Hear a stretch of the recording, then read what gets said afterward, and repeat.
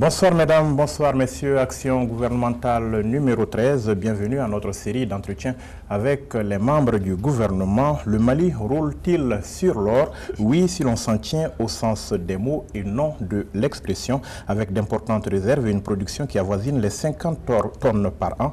Le pays occupe le rang de 3e producteur en Afrique, l'or qui ne constitue d'ailleurs qu'une des ressources d'un riche potentiel minier encore mal exploité. Qu'en est-il de ces autres richesses de notre sous-sol, notamment du pétrole qui suscite tant d'espoir et de convoitise? Les zones de production aurifères sont-elles victimes de ce que l'on appelle la malédiction des ressources du sous-sol en Afrique? Nous poserons bien évidemment la question à Cheikhna Seydi Ahmadi Diawara, le ministre des Mines et l'invité de ce 13e numéro de Action gouvernementale. Merci donc, monsieur le ministre, d'être là pour répondre à nos questions. Avec moi pour vous poser des questions, donc, Sidiki Dambélé. Sidiki, bonsoir. Bonsoir Yaya, bonsoir monsieur le ministre. Yaya vient de le dire, monsieur le ministre, le Mali a un sous-sol riche, très riche, le potentiel est là. Malgré tout, notre pays est classé parmi les plus pauvres au monde. Comment comprendre qu'on soit à ce niveau de développement? N'y a-t-il pas là un paradoxe? Le Mali roule-t-il sur l'or? Le Mali a-t-il les ressources qu'on lui prête? Effectivement, ce pays a un potentiel qui est important, un potentiel qui est fondé sur sa situation géographique qui lui fait profiter des formations géologiques du Birimian de l'Afrique de l'Ouest, qui sont connues déjà au Ghana depuis très longtemps et qui sont connues aussi dans tous les pays qui nous entourent. Alors, la question c'est de savoir pourquoi nous sommes si riches théoriquement, oui, et si pauvres quand même. Oui, le paradoxe, je vais y venir. C'est paradoxal. C'est vrai, c'est paradoxal. Mais je dis seulement on serait encore beaucoup plus pauvre si on n'avait pas ces ressources. Le Mali a beaucoup de ressources minières, mais le Mali n'exploite pour le moment que l'or. Et l'or représente, comme vous l'avez dit au début, 70% de nos exportations aujourd'hui. Ils apportent en termes de recettes d'exportation quelques 950 milliards de francs CFA et représentent 25% des recettes fiscales du Mali. Alors, donc on en tire beaucoup. On en tire 25% de nos recettes fiscales. Sans l'or, on n'aurait pas ces 25% de recettes fiscales. L'or a d'autres impacts au Mali, parce qu'il y a les emplois, il y a les fournitures locales au secteur minier et il y a tout l'effet d'entraînement sur l'économie nationale. Donc sans l'or, nous n'aurions pas tout ça. Alors le paradoxe, on l'affiche souvent, mais c'est par rapport à des pays où il y aurait, comme la RDC, pour ne pas citer, des richesses autres que l'or qui sont exploitées, qui génèrent beaucoup d'argent, mais qui ne profitent pas à l'économie nationale. Quand vous regardez par rapport aux pays qui nous entourent, alors le potentiel est là, il est vrai. Mais l'exploitation de l'or seule ne peut pas changer la vie, fondamentalement les conditions de tous les Maliens ne peuvent pas entraîner toute l'économie malienne. Alors pourquoi avoir jeté notre dévolu sur l'or? Le dévolu sur l'or n'est pas un choix, c'est une obligation. Parce que nous sommes dans un pays où il y a très peu d'infrastructures, on ne peut pas transporter le minerai de fer, nous avons de la bauxite, nous ne pouvons pas transporter la bauxite, nous ne pouvons pas la transformer sur place, c'est la même chose pour le fer. Mais vous verrez, parce que vous dites qu'il y a d'autres questions, donc je ne vais pas anticiper sur toutes vos questions. Mais est-ce que quelque part le potentiel là n'est pas mal exploité, c'est pas ça? Le potentiel n'est pas mal exploité. On ne fait pas si mal que ça. Vous avez un pays où on ne parlait pas du secteur minier il y a une vingtaine d'années. Historiquement, nous avons des ressources minières. Historiquement, l'or est lié à l'histoire du Mali. est intimement lié à l'histoire du Mali, à la culture malienne. L'histoire du Mali, le commerce transsaharien était basé sur l'or et le sel, essentiellement. Alors, donc, et on se rappelle le fameux voyage de Kankou Moussa. De Kankou Moussa qu'on rappelle assez souvent. Je crois qu'on fait un peu mieux. On fait un peu mieux parce qu'on exporte de l'or, c'est connu ce qu'on exporte et c'est visible sur les finances publiques. Et c'est visible à travers l'économie nationale, l'impact est largement visible, perceptible. Donc on fait mieux que cette époque. Pas pour les Maliens moyens. Oui, pour les Maliens moyens, d'accord. C'est-à-dire qu'il y a un dialogue minier qu'il faut renforcer, il y a une communication qu'il faut assainir, il y a un débat qu'il faut clarifier, effectivement, pour que ce soit perceptible, accessible. Mais il y a aussi beaucoup d'attentes. L'attente est tellement élevée et qu'il y a beaucoup d'appétits contrariés aussi, c'est vrai, qui font que on devient agressif par rapport à ce secteur et les acteurs ne s'écoutent pas. On passe beaucoup plus de temps à se bagarrer, à se chamailler, plutôt qu'à s'expliquer et à tirer vraiment profit de ce secteur, à regarder ce qui nous manque et combler les gaps. Alors, le paradoxe, on l'affiche parce que, imaginez qu'on n'ait pas l'or, qu'on n'ait pas cette extraction d'or que vous citez. La crise de 2008 a frappé tous les pays qui étaient autour de nous. Le Mali s'en est très bien tiré. Regardez les statistiques, regardez les comptes, vous verrez que c'est grâce à l'or. La crise de 2012, 2013, jusqu'à maintenant, l'économie malienne est soutenue essentiellement par l'or et quelquefois, quand la pluviométrie est bonne, par l'agriculture, mais essentiellement par l'or. Cette économie est en train de se diversifier, mais c'est l'or qui a tiré jusque-là les finances publiques pour permettre à l'État de faire face à ses obligations. Alors, qu'est-ce que l'État fait justement, Monsieur le ministre, des revenus de l'or? Est-ce qu'il y a une désignation particulière? Expliquez-nous où est-ce que ça va. Non, jusque-là, il n'y a pas eu de destination particulière. Ça va dans... Vous payez les salaires avec, vous construisez des routes, vous faites quoi avec? Mais on fait tout avec. Ça va dans le budget, donc ça sert à payer les salaires, et ça sert à financer l'économie, l'activité gouvernementale et tout ce que vous voulez, les écoles. Donc, les revenus publics, ça va dans les recettes publiques.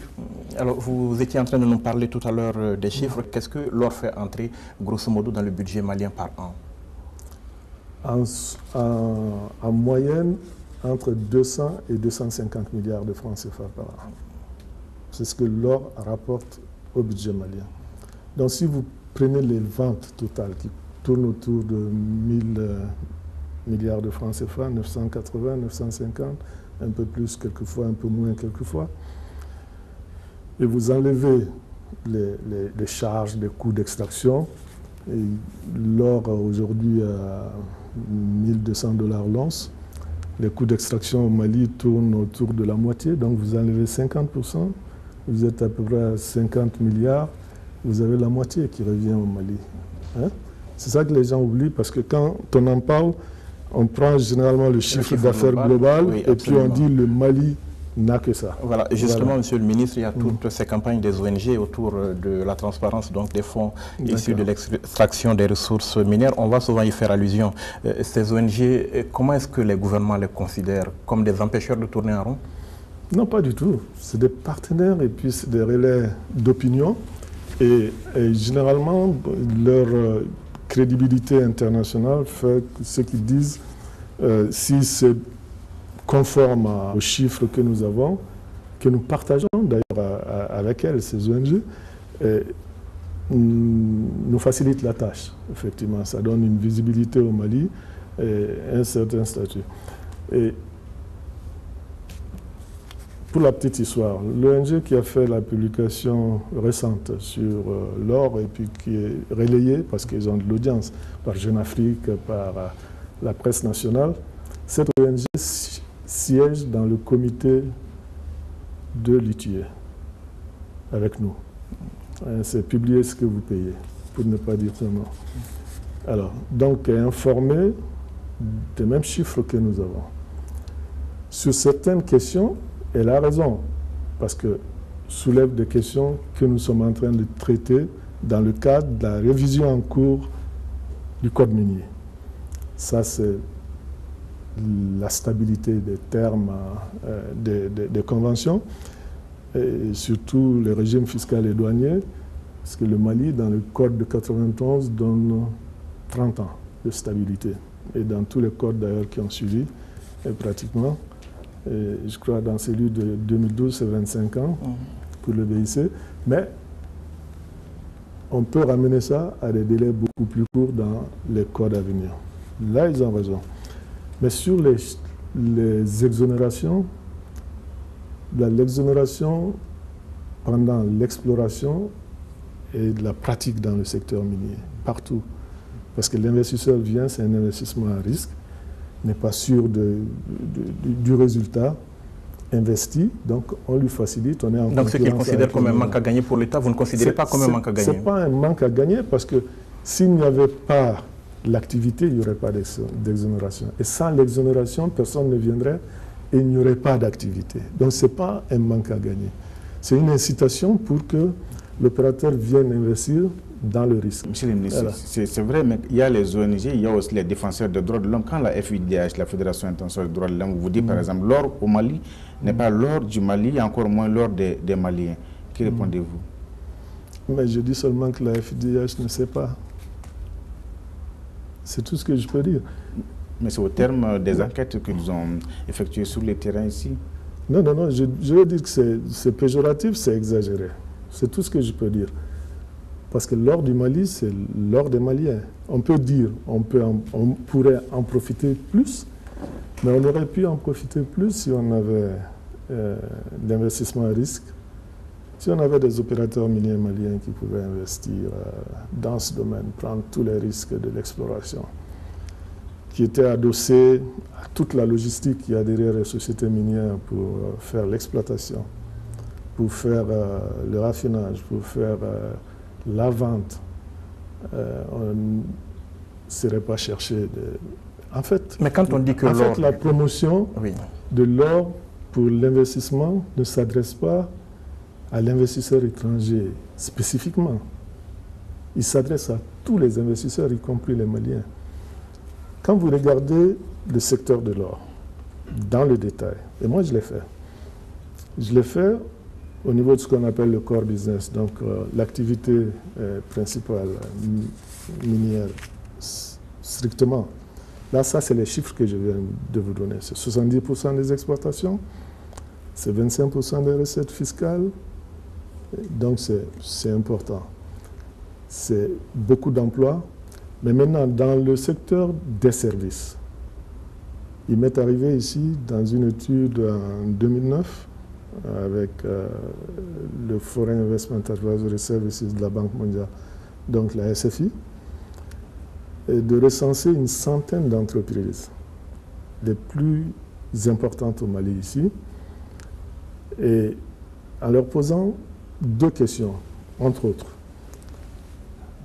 Après leur chiffre d'affaires, je leur pose la question, qu'est-ce que l'industrie minière représente dans ce chiffre d'affaires?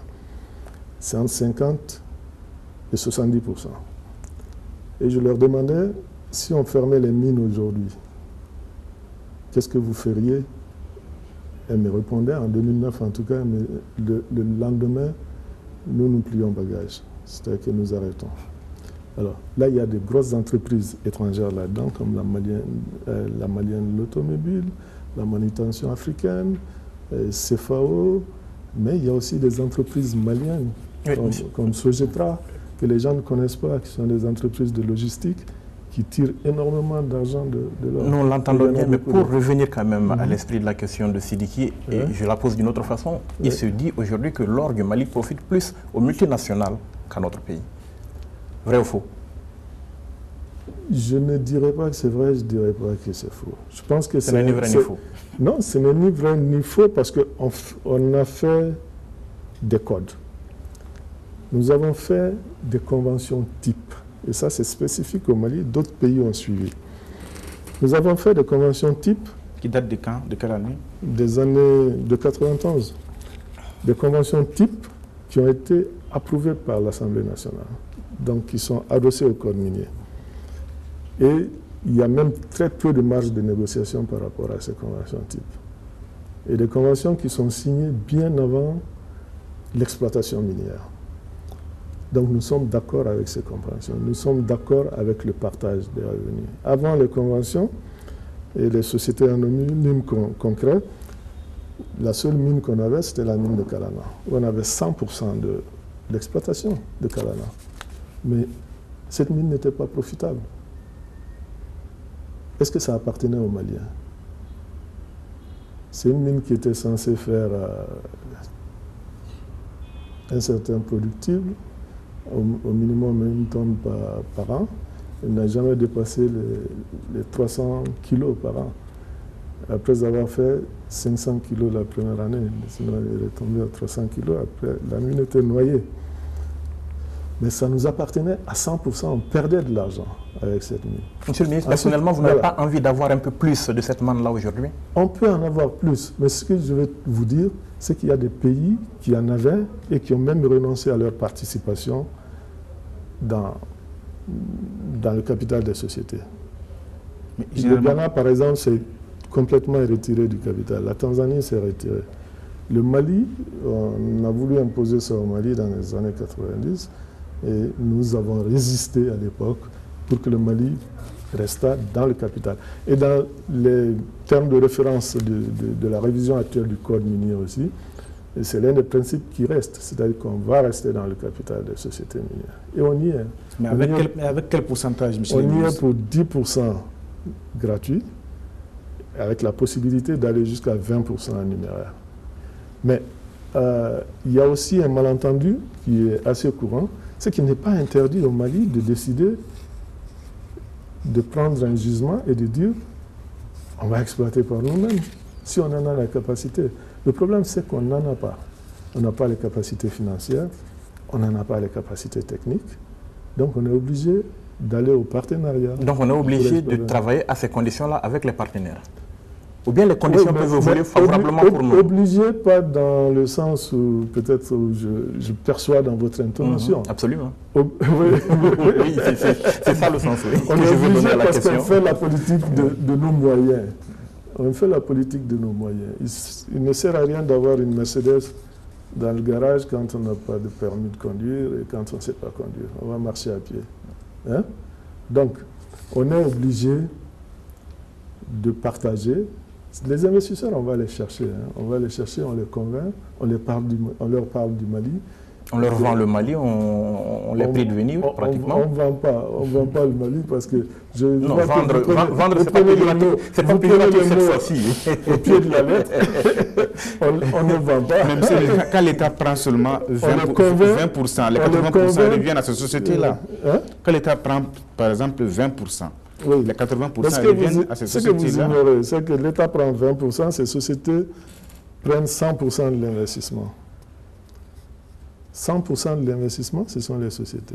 L'État ne dépasse pas 1 franc dans l'investissement? Non, l'État ne dépense pas 1 franc dans l'investissement, sauf les anciens travaux que nous avons effectués, que nous évaluons réputés tant, et on achète des actions avec.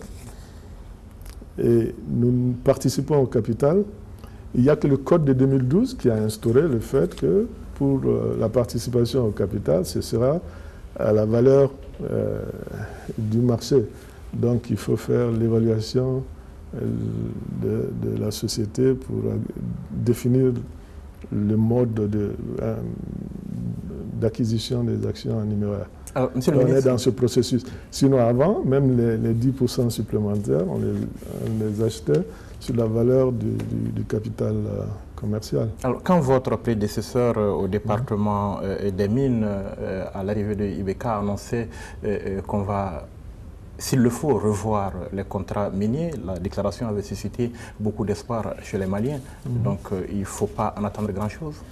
Les contrats miniers, on les voit en permanence. On les revoit en permanence. La législation minière surtout, qu'on revoit en permanence. Effectivement, on a le droit tout le temps d'auditer les sociétés minières. Il y a différents types d'audits qui sont effectués déjà systématiquement, mais on peut, À l'exemple de la RDC ou de la Guinée ou même de l'Australie et d'autres pays qui ont décidé de faire un audit, une évaluation des contrats miniers pour pouvoir les renégocier éventuellement, s'il s'avérait que ces contrats étaient mal écrits, Vous êtes dans cette logique? mal justifiés. Vous êtes dans cette logique? Moi, je ne suis pas dans cette logique spécifiquement. Vous n'allez pas renégocier le contrat minier? Non, les contrats actuels, qui sont à 8 ans de leur fin de contrat et qui sont sortis déjà de la phase d'exonération, je ne vois pas ce qu'on peut négocier. Ces contrats non plus, sauf que nous-mêmes, sur certains contrats, on a donné des avenants où on a considéré des mines à l'intérieur de certaines conventions déjà comme de nouvelles mines, donc qui bénéficient encore d'une période de renégocier d'exonération pour pouvoir faire l'investissement, exploiter ces mines-là. En fait, un État ne doit pas remettre ses engagements en cause lui-même. Ça lui enlève de la crédibilité en termes de destination et de financement. Je vais vous dire une autre raison pour laquelle il faut être prudent dans ces questions-là, c'est que alors, je n'ai pas d'exemple de pays autour de nous, les pays que j'ai cités, il n'y a pas de renégociation qui soit arrivée à terme et qui ait été profitable aux pays concernés. Regardez en RDC, regardez en Guinée, Simandou, ils ont renégocié, mais jusqu'à présent, on n'a pas exploité, et parce que c'était profitable, exploitable au moment du super cycle des ressources naturelles, quand les prix étaient au plus haut. Maintenant, on est dans le creux. Hein? Le Niger l'a fait avec Areva. Oui. Est-ce que le grand projet du Niger sur l'uranium a pris son envol? Je ne crois pas. Areva, bon, suivez, regardez.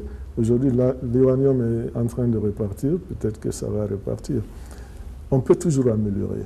On peut améliorer les contrats, mais ça prend du temps, ça prend énormément de temps. Pour des conventions où il reste 8 ans, si on commence, les 8 ans risquent de finir avant qu'on aboutisse à quelque chose. Quand on signe ces conventions-là, l'once était à $800, $600, mais aujourd'hui on est à... c'était à 400. À 400. Oui, aujourd'hui on est à $1200. Oui, mais on en profite puisqu'on a les dividendes. On a les dividendes, nous. Avec s'il y a le profit sur nos actions, on a les dividendes. Alors, il y a un autre facteur, parce que les sociétés qui sont chez nous sont des sociétés qui sont aussi, disons, courtisées par tous ceux qui sont autour de nous pour aller investir sur des cibles qui ressemblent aux nôtres. Parce que, vous voyez, le Mali est un pays continental, à 1000 km de tout port, mais qui a réussi à attirer les plus grosses sociétés minières au monde ici, qui sont rentrées par le Mali. Ils ne sont pas rentrés par la côte, ils sont venus au Mali, directement au Mali pour investir au Mali. Parce qu'il y a une première société qui est venue à la suite d'un projet PNUD, qui a trouvé que tout ce qu'on avait comme base d'information, tout ce qu'on donnait comme information sur nos ressources, et que nous maîtrisions nous-mêmes, parce que l'exploration était faite par les Maliens, les données étaient organisées par les Maliens, la promotion était faite par les Maliens, et l'environnement était propice, ça a attiré d'autres sociétés. C'est par l'exemple qu'on attire. La façon dont on traite ces sociétés, c'est le message qu'on envoie au monde de l'investissement et dans tous les domaines. Pas seulement c'est ce qui rassure les partenaires, c'est ce qu'ils font qu'ils viennent, c'est ce qu'ils font qu'ils restent. Ça, c'est dans tous les domaines. Alors, Monsieur le ministre, il faut bien qu'on termine sur ce sujet. Maintenant, moi, je voudrais qu'on dise un mot des entreprises nationales. Les multinationales s'en sortent très bien. Est-ce que les Maliens qui sont dans le secteur s'en sortent aussi bien que ça? Alors, les Maliens qui sont dans le secteur, il y en a de plusieurs types. Hein? Il y a ceux qui sont dans les mines industrielles, je crois qu'il y en a un seul, qui est là depuis 1995 au moins, hein, qui est là parce que je crois que j'avais reçu son étude de faisabilité en 1996 pour 80 tonnes. d'or qu'ils devaient exploiter. J'en ai parlé d'ailleurs avant d'aller pour l'inauguration de Sadiola. Alors cette mine a été inaugurée seulement en 2012. Regardez la distance. Et a produit pendant quelques mois. Et c'est arrêté. Et c'est arrêté. Bon, c'est arrêté pour des difficultés techniques de conception de la mine et de maîtrise de la ressource. Parce qu'il y a une dilution du minéral. Nous parlons bien évidemment de Wassoulor, ce n'est pas un signe... je ne cite pas les noms dans ce cas-là. Je vous laisse la paternité. D'accord, mais que faites-vous pour l'accompagner? C'est un opérateur que j'ai appelé à l'époque notre avant-centre, en lui disant qu'on va lui faire des passes pour qu'il marque des buts. Je le taquine encore aujourd'hui quand je le vois. Je dis, on vous a fait beaucoup de passes, mais vous n'avez pas marqué de but jusque-là. Un signe de l'échec des nationaux? Non, ce n'est pas un signe de l'échec. C'est un signe de la difficulté du secteur. Moi, j'apprécie beaucoup tout ce que ce monsieur qu'on n'a pas cité fait. Qu'on a quand même cité. Voilà, que vous avez cité. Et il se bat énormément dans un secteur très difficile. Et il mérite d'être soutenu. Et comme tous les autres opérateurs miniers nationaux, d'ailleurs, je pense que c'est le rôle de l'État de soutenir tous les opérateurs.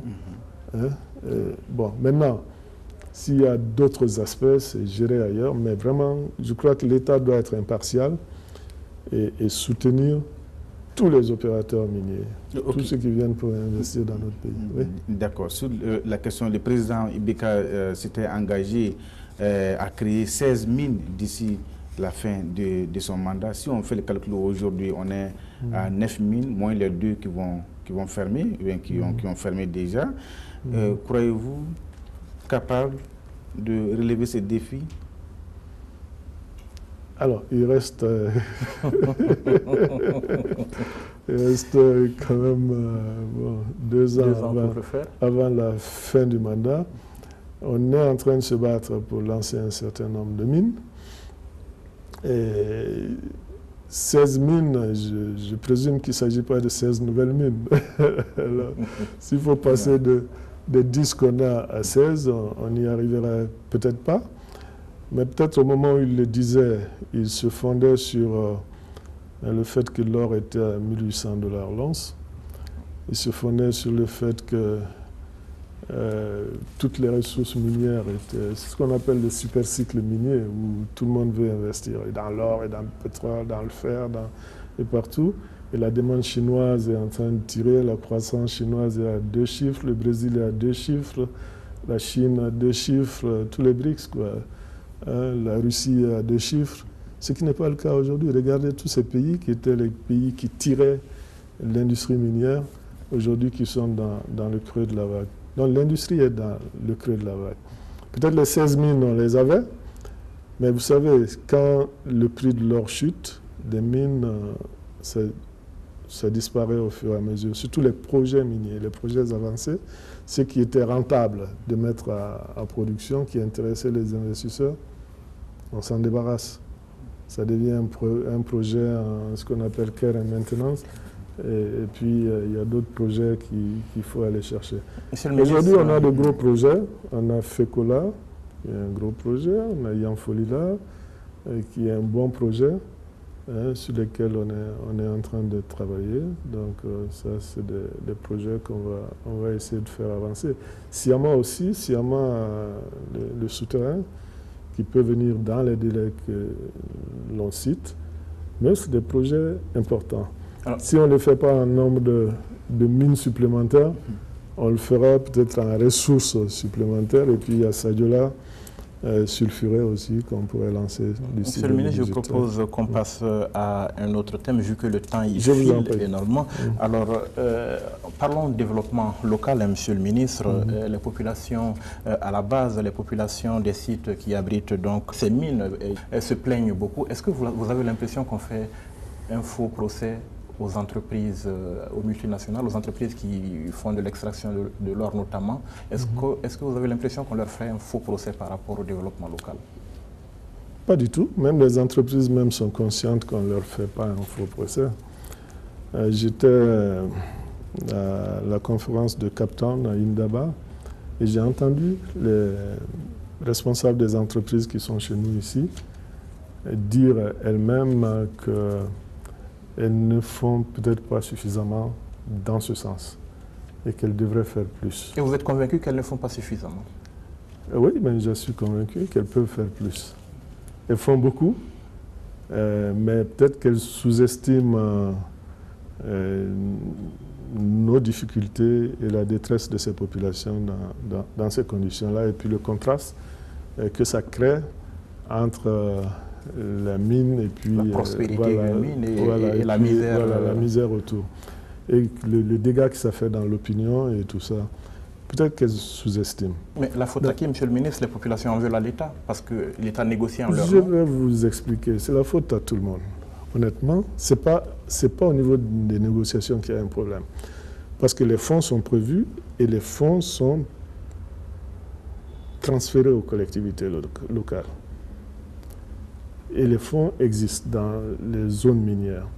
Quand on a fait l'exercice à Kéniéba, nous avons constaté effectivement que au niveau du PDSEC, le développement communautaire à partir des mines n'est pas pris en compte ou n'est pas suivi suffisamment. Mais au-delà des fonds même, nous pensons qu'il y a un problème même dans notre planification du développement local. Parce que même les acteurs locaux qui sont là-bas, du fait qu'on parle d'alignement, ils vous parlent plus de la politique nationale que des questions spécifiques à la localité. Local. Nous, on était à Kéniéba, on avait beaucoup de peine à ramener les gens sur les questions, les problèmes qu'il y avait à Kéniéba, qu'il n'y a pas d'eau, qu'il n'y a pas d'électricité pendant qu'on était là-bas. Mais on parlait de l'interconnexion avec la Côte d'Ivoire, de l'OMVS, on parlait de 15% que le président de la République a bien voulu accorder au secteur de l'agriculture. Mais spécifiquement de Kéniéba, on n'en parlait pas beaucoup. Les populations locales elles-mêmes n'en font pas leur problème selon vous? Non, les populations locales, bien sûr. Je parle des structures déconcentrées et je parle des représentants des élus locaux, de tout ce qui était là-bas, des acteurs du développement au niveau local. Même les ONG qui étaient là-bas nous parlaient de PDSEC. On a voulu nous parler de comment on développe le PDSEC en général. Nous, on a insisté pour qu'on nous parle du PDSEC de Kéniéba. C'est ça l'objectif. Le CEL de Kéniéba, donc qui reçoit, on a un peu fait le décompte, entre 3 et 4 milliards de francs CFA en 2014. Et que les communes reconnaissent avoir reçu parce qu'ils ont cité, mais où il y a des problèmes cruciaux d'utilisation d'eau et d'électricité. Il y a aussi des problèmes de gestion, effectivement, parce que c'est un contrat qui relève d'un contractuel, ça ne relève pas de EDM, la zone.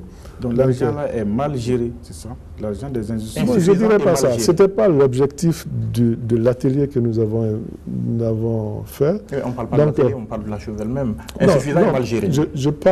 Moi, je parle du développement communautaire. Oui. Et je parle du document. Oui, monsieur le ministre, quand vous allez à Morila ou à Sadjola, vous allez par avion, vous allez par hélico. Il n'y a même pas de route dans ces localités-là. Écoutez-moi, quand on prend une idée, on va jusqu'au bout. On va jusqu'au bout. Oui, on parle de la même chose. Non, on parle de l'efficacité. Vous savez, quand on regarde dans le rétroviseur, on recule. Alors, ce qu'il faut, c'est les moyens existent.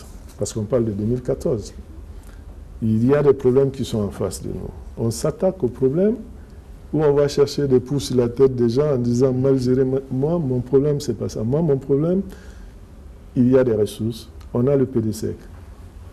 Dans la législation, on a prévu qu'au niveau de l'étude d'impact environnemental, il y a un plan de développement local pour chacune de ces communes-là, négocié entre l'opérateur minier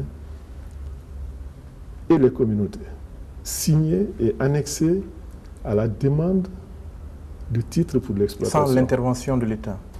L'État assiste les communautés, l'État est protecteur des communautés. Ça, il ne faut pas oublier ça.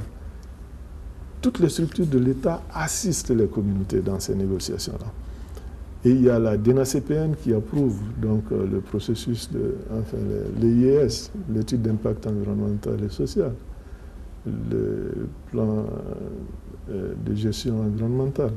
Monsieur le ministre, quand Attendez, que je termine sur cette idée. Donc, tout cela est annexé. Nous avons demandé que ce soit inclus dans le PDSEC et que ce soit financé ce plan, effectivement. Donc, l'État a fait, au plan législation, on a les outils, on a les moyens financiers, on a les élus communaux, on a les ONG qui doivent assister les communautés, on a les communautés elles-mêmes. Maintenant, ils ont instauré, à partir de l'atelier de Kenyeba, l'une des recommandations au niveau des ONG, notamment la GIZ, qui assiste des ONG, c'est de dire qu'il y aura désormais ces séances d'interpellation publique et de reddition des comptes par rapport à tous ces flux financiers. Et on a prévu aussi la décentralisation et la déconcentration de l'ITIE au niveau local, ce qui se fait au niveau global, là, que ça se fasse aussi au niveau local. Voilà. Alors, monsieur le ministre, quand pour une localité comme Fourou, avec la mine d'or de Siama, on a juste comme investissement un lycée public, une salle de spectacle, un château d'eau et des salles de classe, l'État est d'accord avec ça? Non, je ne suis pas d'accord.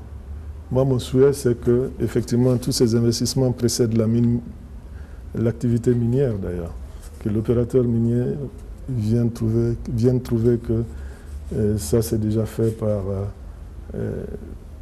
l'État, la communauté, ou qu'il y ait mutualisation alors des efforts de l'État et de la communauté, parce que c'est des opérateurs qui payent leurs impôts aussi. Hein? Donc, ce qu'ils font, généralement, dans le cadre, parce que quand Fourou se faisait dans les années 91, il n'existait pas ce plan de développement local là, dans les EIS que j'ai cités. Donc, c'était un peu du bon vouloir de la société minière, négociation avec les communautés, et pour faire un certain nombre. La maternité, c'est qu'on fait la maternité. Est-ce que vous l'avez cité, la maternité? Non, je ne l'ai pas cité. Voilà, donc il y a des choses que vous ne citez pas. Il y a beaucoup de forages d'eau, il y a des ouvrages d'art sur des rivières qui ont été réalisés. Et je sais qu'il y a beaucoup d'autres choses qui ont été faites à Fourou dans ces années-là.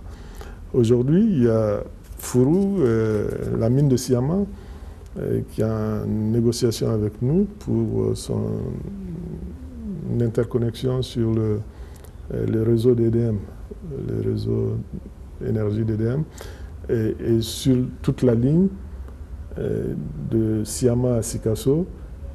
Tous les villages vont être électrifiés, et donc c'est un plus. Ça, c'est dans le cadre du développement de la mine souterraine qui va commencer bientôt. Alors, donc ça, une mine commence tout petit, mais ça peut donner beaucoup plus de choses par la suite. Et il faut reconnaître que maintenant, on a mis l'accent sur le développement communautaire. Ça a été une promesse du président. Et ça prendra effet à partir des nouvelles mines ou alors ça va s'améliorer? Même les anciennes. Aujourd'hui, toutes les anciennes mines, les opérateurs miniers disent, ils appellent les communautés notre communauté, en réalité. C'est de la politique? Je ne pense pas que ce soit de la politique, parce que c'est leur sécurité. Et leur sécurité n'est garantie que si autour d'eux, ils s'entendent avec les populations autour, les communautés autour. C'est ce qu'ils appellent la licence sociale de la compagnie minière. Alors, monsieur le ministre, parlons orpaillage traditionnel. On assiste à une véritable nouvelle ruée vers l'or au Mali qui se traduit donc par la multiplication des sites d'orpaillage traditionnels et qui drainent beaucoup de monde. Il y en a beaucoup aujourd'hui sur le territoire malien. Ce secteur informel qui prend de l'ampleur, vous le considérez comme un mal ou comme un bien? Ce secteur traditionnel, vous dites bien traditionnel. Là, je dis informel. Ah, informel. Parce que vous avez dit l'orpaillage traditionnel. Oui, j'ai dit les deux. Parce que mais dans la question, c'est le secteur informel qui prend de l'ampleur. Est-ce que c'est un mal ou c'est un bien? Bon, je pense qu'il y a beaucoup de mal là-dedans. L'orpaillage, tel que nous l'avons connu de manière séculaire au Mali, est une tradition, c'est accepté par les compagnies qui sont venues trouver ces orpailleurs sur place. Mais l'orpaillage traditionnel. Mais ce que nous vivons aujourd'hui, nous devons regarder ça différemment, certainement, en faisant l'analyse et en faisant le tri. Même ceux qui étaient un peu tolérants par rapport à ça par le passé, qui revisitent les sites aujourd'hui, se sentent interpellés quelque part par d'abord le flux, parce qu'on parle de plusieurs centaines de milliers de bras valides qui ont déserté les champs pour voilà, qui prennent énormément de risques. On parle aussi des enfants, absolument, filles et garçons, qui ont déserté les classes. On parle des maîtres d'école qui ont déserté les classes, qui utilisent souvent une main-d'œuvre bon marché. Et on parle d'un afflux de tous les pays qui sont autour de nous, où on est beaucoup plus exigeant par rapport à ce secteur que nous. Nous, on est beaucoup plus accueillants.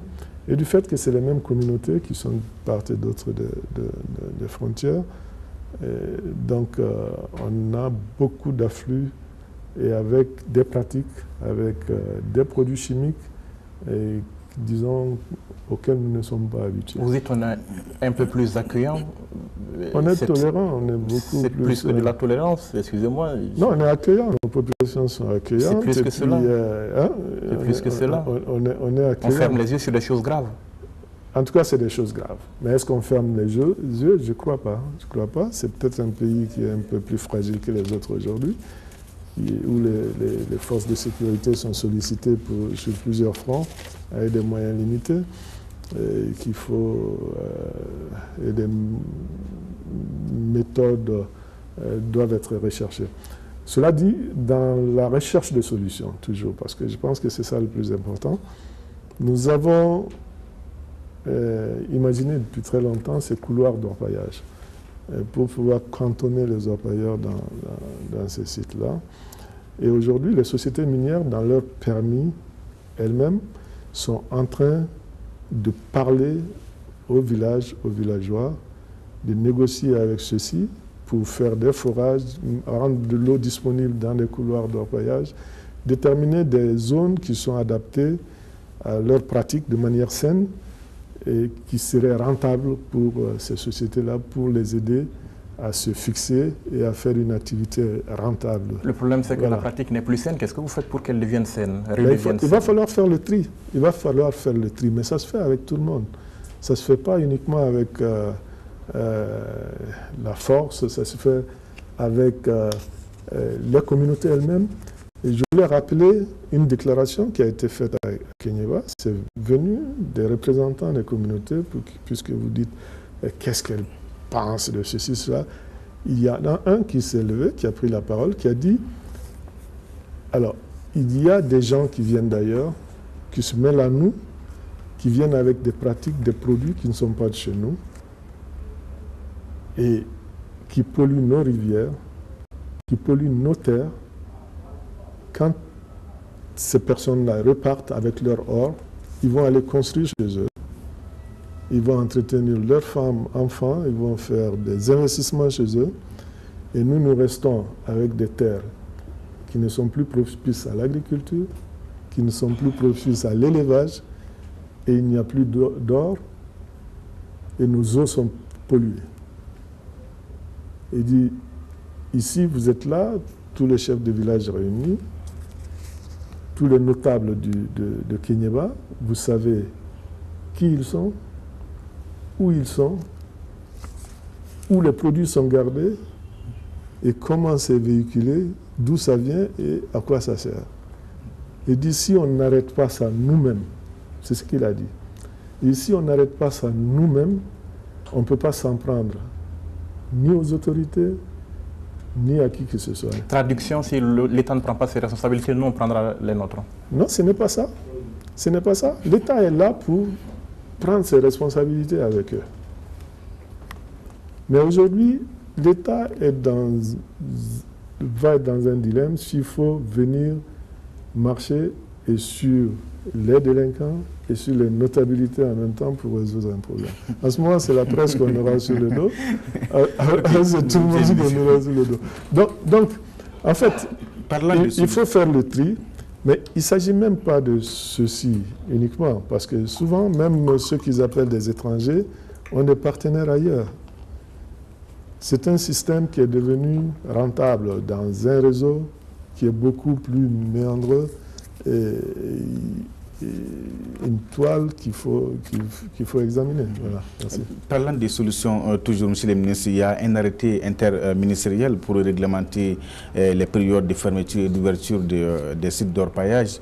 Aujourd'hui, avec tout ce qu'on voit, les éboulements avec beaucoup de morts, surtout l'année dernière, rappelez-vous, pendant l'hivernage à Koubada, il me semble que cet arrêté interministériel-là a pris de la poussière dans les tiroirs. Oui, je vois certains gouverneurs qui font des efforts. Même Sikasso, j'ai vu récemment, qui sont en train de se battre pour faire ça. La région de Caille aussi a un partenariat avec les mines pour mettre en œuvre cet arrêté sur un certain nombre de sites. Mais c'est vrai que l'arrêté n'est pas totalement respecté, pour ne pas dire plus. C'est vrai. Et que comptez-vous faire? L'arrêté, on va relancer cet arrêté, mais l'arrêté visiblement ne suffit pas. Au-delà de l'arrêté, il y a eu le forum sur l'orpaillage qui a fait des recommandations, un plan d'action où il y a des budgets. Mais le premier point du plan d'action, c'était la définition des couloirs d'orpaillage, ce qui a été fait. Mais le couloir d'orpaillage est ignoré complètement par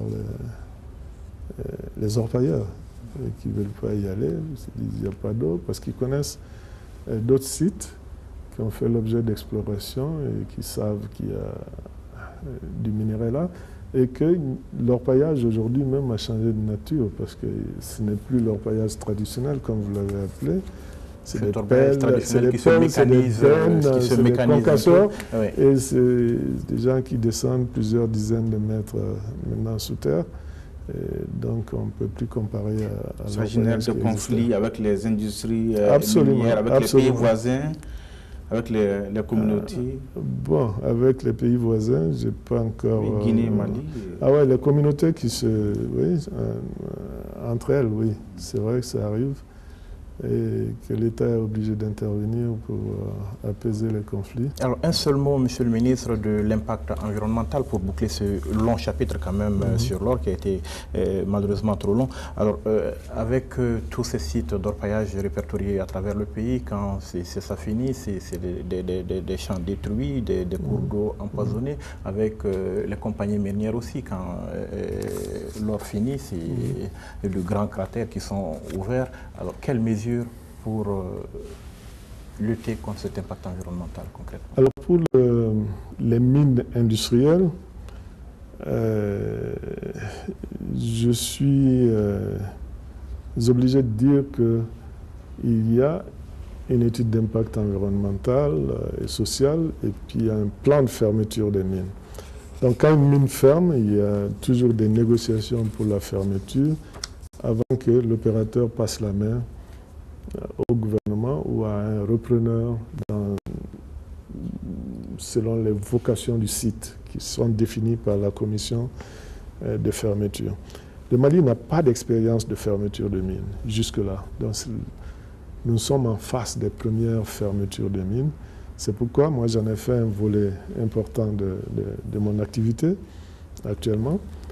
Nous avons un exemple à Morila, qui n'est pas un mauvais exemple, où l'opérateur a imaginé un projet d'agrobusiness avec les populations, donc qui est en train de se mettre en place.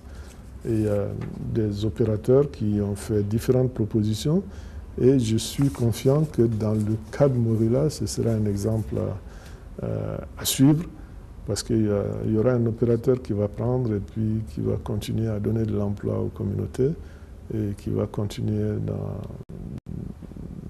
l'aviculture, la pisciculture et même peut-être un projet agro-industriel dans tel ou tel domaine. Je ne vais pas en dire plus, mais ça, c'est des choses qui sont très précises.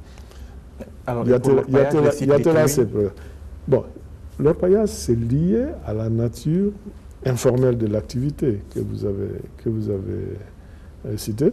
Donc, il y a des efforts qui ont été entrepris pour essayer de formaliser l'orpaillage, de l'amener dans le formel, de l'organiser un peu.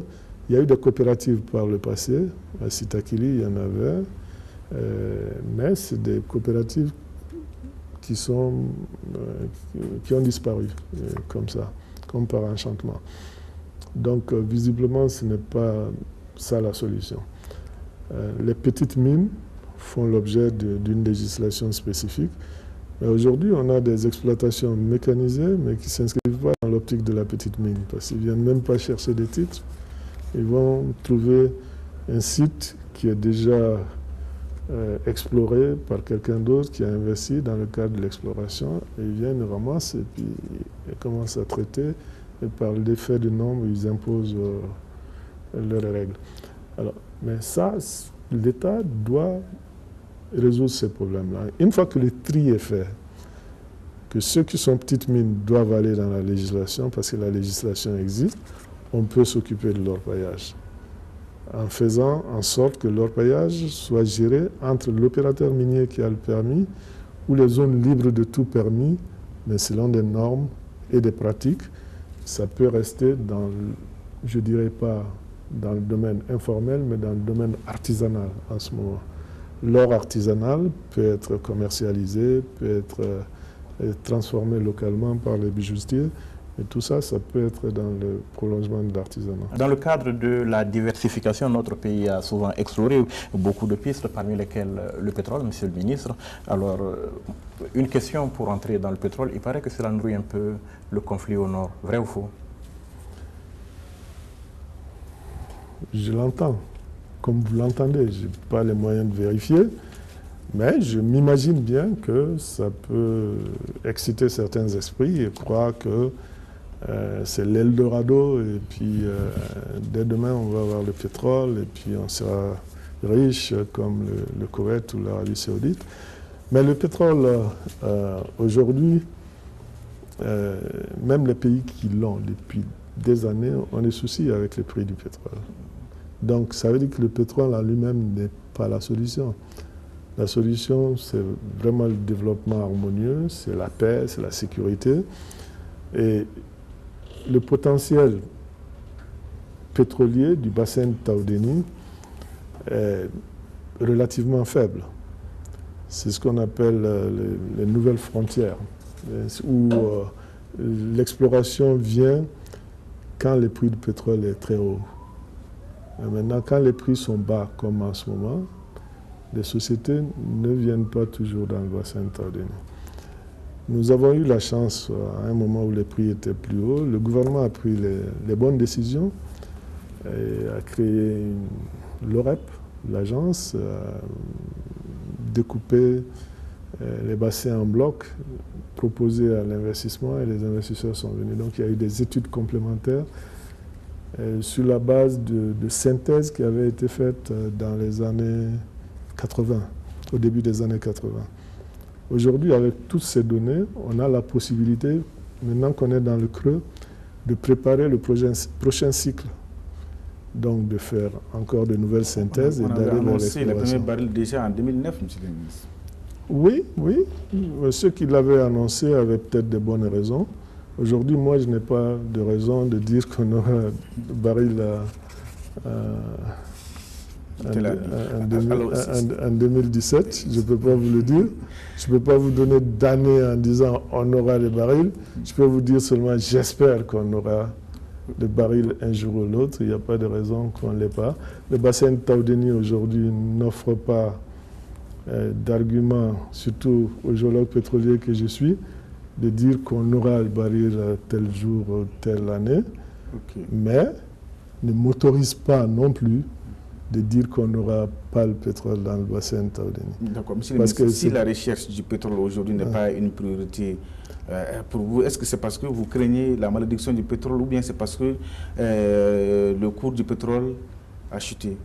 Je n'ai pas dit que ce n'est pas une priorité. Apparemment. Non. Elle est arrêtée à cause du conflit? Non. Vous savez, un géologue, c'est comme un chasseur. Hein? Vous tirez sur un gibier que vous avez à vue. C'est ça. Vous savez, vous n'allez pas vous mettre devant une forêt et tirer en disant je suis sûr qu'il y a du gibier dans cette forêt et puis aller vérifier après s'il y a un que vous avez touché pour ramasser. Vous allez perdre beaucoup de balles. C'est ça. Voilà. Donc, s'il y a un objectif en vue, on y va. C'est ça ma réponse. Par rapport au pétrole, il y a des étapes à franchir. Aujourd'hui, tous les blocs qui avaient été pris ont été abandonnés. Tout est arrêté à cause du conflit ou pour d'autres raisons? À cause du conflit, il y en a un qui s'apprêtait à faire des forages, semble-t-il, et puis ce forage n'a pas eu lieu parce qu'il y a eu le conflit. Ça, c'est le bloc 20. Maintenant, il y a d'autres blocs où il y avait l'exploration, qui ont été délaissés ou gelés. Maintenant, avec la paix, on espère que les opérateurs vont revenir. Là, il y a d'autres blocs qui sont convoités par des opérateurs nationaux. Le nouveau code pétrolier a passé en Conseil des ministres, le décret a été adopté récemment. Les conventions avec ces opérateurs sont en train d'être négociées.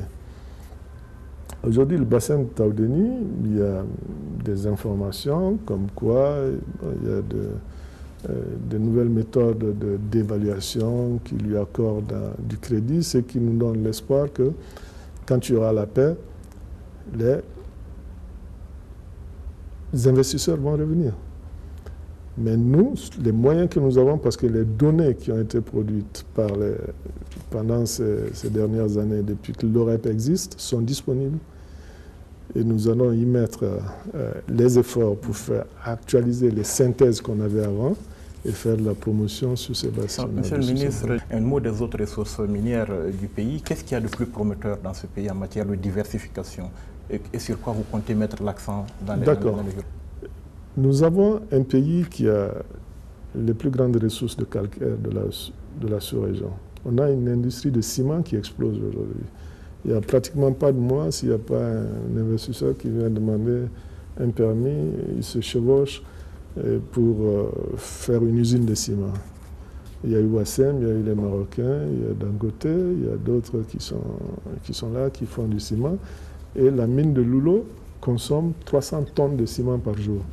Yatela en consomme 100 par jour. Donc il y a d'autres mines souterraines qui s'ouvrent et qui demandent du ciment, ainsi de suite. Il y a la chaux. Il y a un opérateur national qui a construit une usine de chaux et qui est prête à démarrer. La chaux, jusque-là, vient des usines de Carmeuse. Carmeuse, qui est une entreprise belge et qui fait de l'ensachage à Tema, au Ghana. Donc ça, c'est déjà de la diversification. Vous avez du calcaire qui est fait par Stone depuis des années, des carreaux et tout ça, ça c'est du domaine minier. Alors, ça c'est ce qu'on peut faire comme production de proximité. Donc, il y a le manganèse qui était exploité dans le nord, qui s'est arrêté pour raison d'insécurité. Il y avait 9 entreprises au nord qui se sont arrêtées pour l'insécurité. C'était manganèse, phosphate, uranium essentiellement.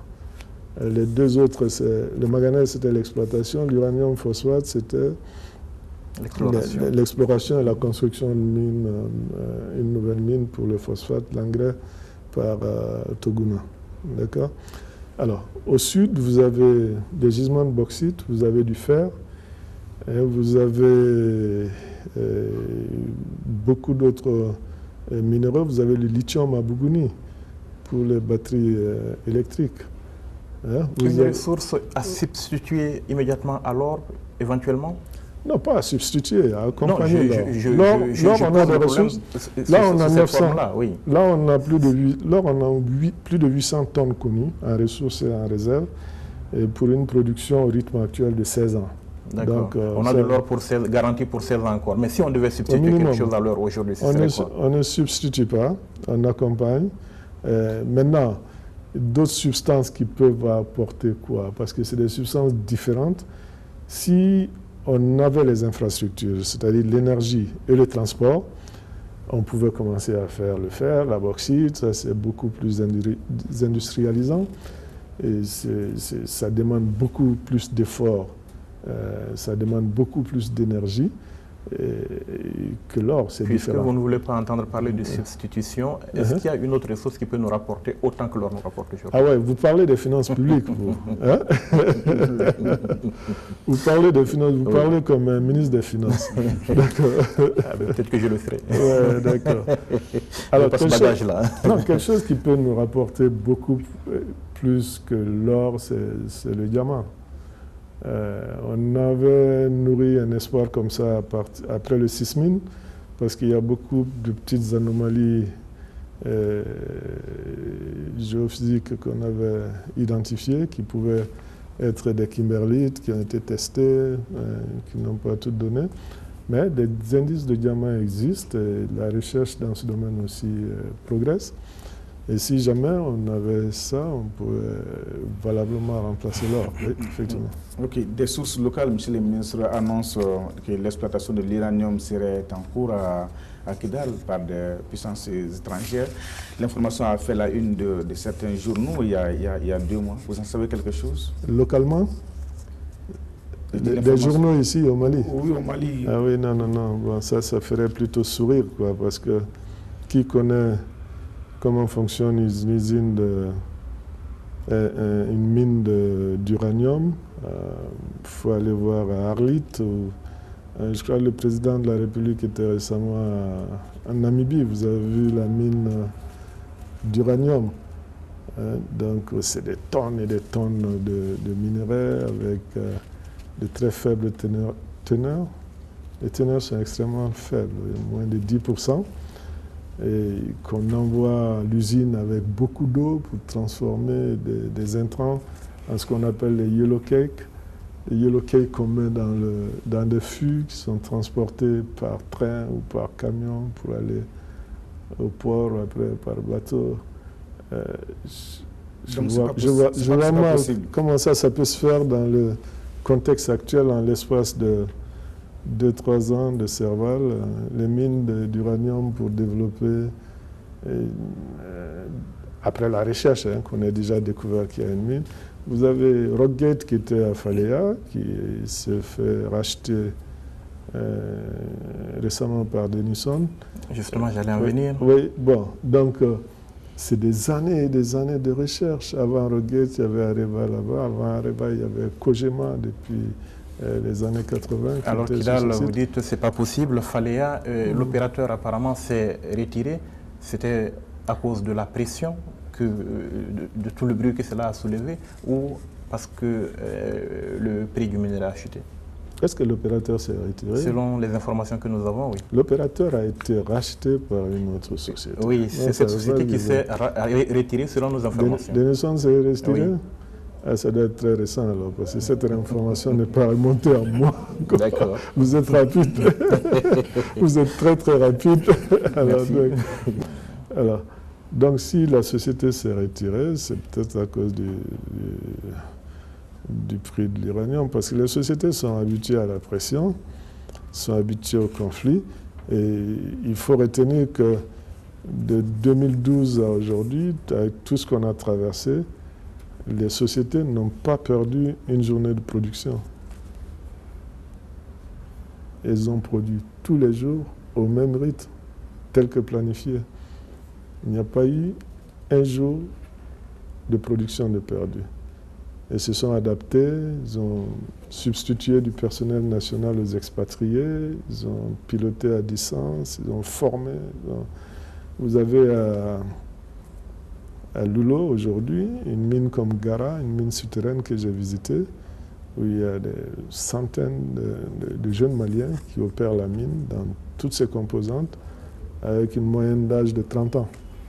Alors, Monsieur le ministre, je vous propose qu'on termine sur la Chambre des mines. Votre prédécesseur a tenté de la réformer à travers un décret portant organisation et modalités de fonctionnement. Cela a suscité beaucoup de bruit. Qu'est-ce qui se passe en l'état actuel? Elle ne peut pas jouer pleinement son rôle.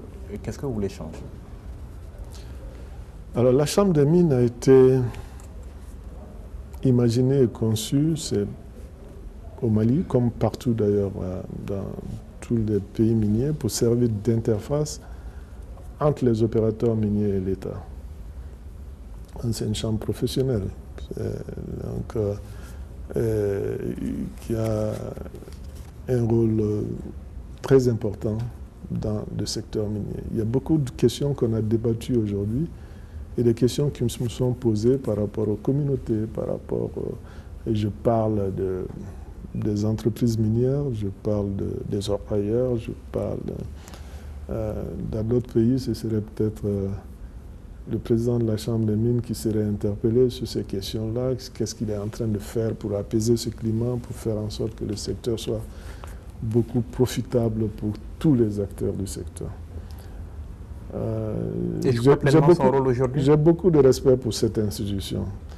Non, je dois dire que je ne sens pas la Chambre des mines dans ce rôle-là. Je vois très souvent le président de la Chambre et d'autres membres de la Chambre, et je le leur dis amicalement, parce qu'on a des relations très amicales, et on ne parle que du secteur. C'est-à-dire qu'on arrête des querelles, puis à parler des personnes, mais parler des problèmes et du secteur, et rechercher des solutions. Mais on avance.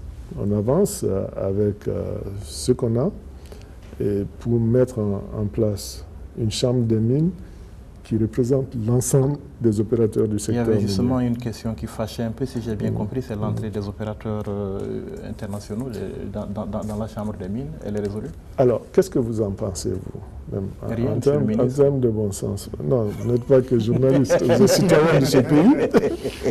Vous êtes citoyen de ce pays et puis vous analysez. On ne doit pas être neutre sur des questions comme ça. Et puis, il faut donner des opinions parce que une chambre des mines d'où vous excluez ceux qui font... Le Mali fait 50 tonnes, le secteur artisanal est réputé en faire 4. Avec tout ce que vous avez cité vous-même dans vos questions qui sont déjà suffisamment explicites sur tous les problèmes que ces secteurs posent, qu'on les appelle informels ou traditionnels.